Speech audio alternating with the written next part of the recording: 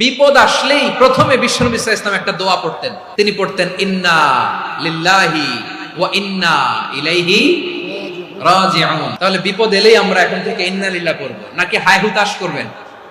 একদল আছে হায় হুতাশ করে, হায় আল্লাহ রে মোর কি হইল রে, মই কি হরমু রে, মই কমবে যামু রে, এরকম বিলাপ করতে নিষেধ করেছেন বিশ্বনবী।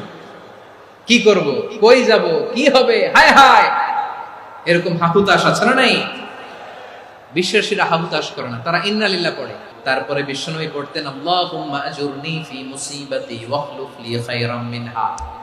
একসাথে প্রথমে পড়তেন ইন্না লিল্লাহি ওয়া ইন্না ইলাইহি রাজিউন, তারপর পড়তেন আল্লাহুম্মা আজুরনি ফি মুসিবাতি ওয়াখলুফ লি খায়রাম মিনহা, মানে আল্লাহ এই যে আমি বিপদে ধৈর্য ধারণ করলাম এটার সব তুমি আমারে দাও, আর যেটা হারালাম এর চেয়ে ভালো কিছু দিয়ে মেকআপ করে দিও, ভালো কিছু দিয়ে বদল করে দিও। সুবহানাল্লাহ পড়েন।